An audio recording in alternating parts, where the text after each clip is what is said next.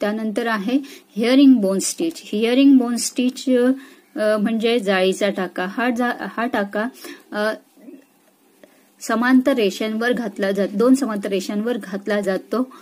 हा टाका फुलीप्रमाणेच दिसतो, परंतु वरच्या बाजूला ठराविक अंतरावरच त्या खुणा तिथे येतात. हा टाका घालत असताना त्याच्या उलट्या बाजूला रनिंग स्टिच प्रमाणे दिसतो आणि सरळ बाजूने तो जाळीसारखा दिसतो. या टाक्याचा वापर शॅडो वर्क तसेच चिकन वर्क करण्यासाठी केला जातो. त्यानंतर आहे क्रॉस स्टिच. क्रॉस स्टिच म्हणजे फुलीचा टाका. हा टाका घालताना सुरुवातीला तिरकस टाके घालून घेतले जातात आणि नंतर दुसऱ्या वेळेस त्याच्या विरुद्ध बाजूला, जसे आता इथे आधी हे तिरकस टाके घातलेले आहेत, नंतर त्याच्या विरुद्ध दिशेने पुन्हा त्यावर तिरकस टाके घातले जातात.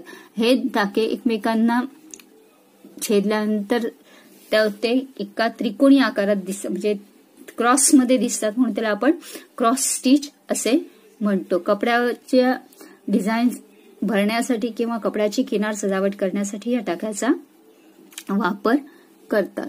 त्याचप्रमाणे कॅनव्हास वगैरे कपड्यावर फिट करण्यासाठी देखील या टाक्याचा वापर केला जातो. त्यानंतर आहे सॅटिन स्टिच.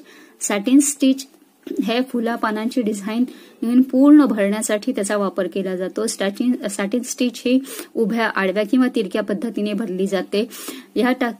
हे टाके करत असताना सुरुवातीला त्याच्या आतील बाजूला फिलिंग केली जाते. म्हणजे उभ्या पद्धतीचे जर टाके घालणार असेल तर आपण आडवी फिलिंग केली पाहिजे.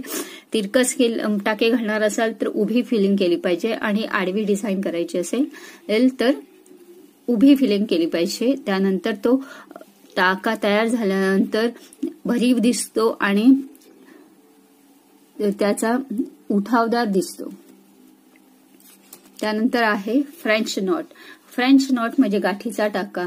हा टाका तयार करताना सुई कपड्यातनं थोड्या अंतरावर बाहेर काढली जाते आणि नंतर त्या सुईच्या सुरुवातीच्या टोकाला सुईतील धाग्याने 3 ते 4 पेळ दिले जातात आणि नंतर ती सुई पुन्हा त्याच ठिकाणी आत रोवून खाली काढली जाते. अशा प्रकारे ती गाठ तयार होते, म्हणून त्याला आपण फ्रेंच नॉट म्हणतो.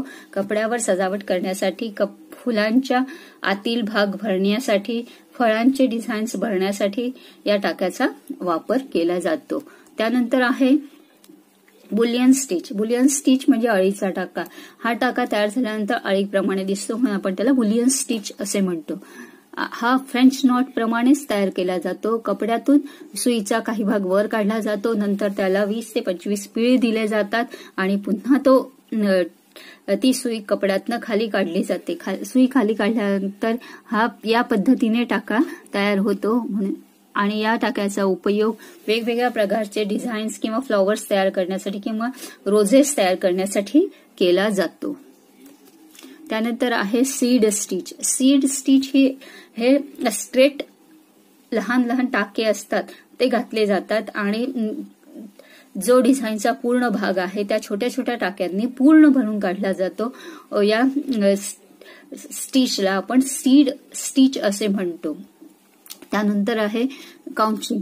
आता यामध्ये कपड्यावर एक कॉर्ड किंवा दोरी फिट केली जाते आणि ती फिट करण्यासाठी त्यावर आडव्या पद्धतीने एक टाका घातला जातो. तो कपड्याला धरून घातला जातो. कपड्यावर कॉर्डची किंवा दोरीची डिझाईन करण्यासाठी या टाक्याचा वापर केला जातो. त्यानंतर आहे फ्लाय स्टिच. फ्लाय स्टिच हा अशा पद्धतीने तयार होतो. ओपन चेन स्टिच प्रमाणेच असतो, परंतु याच्या सेंटरमधनं सरळ रेषा येत जाते. एक टाका घातल्यानंतर त्यावर दुसरा टाका आधी एक स्ट्रेच स्टिच घातली जाते आणि पुन्हा त्यातूनच दुसरा टाका घातला जातो. अशा पद्धतीने आडव्यातनं हे टाके घातले जातात. कपड्यावर सजावट करण्यासाठी या टाक्यांचा वापर केला जातो. त्यानंतर आहे स्ट्रेट स्टिच. स्ट्रेट स्टिच म्हणजे सरळ टाका. हा टाका लहान मोठ्या आकाराचा आवश्यकतेनुसार वापरला जातो. काही ठिकाणी तो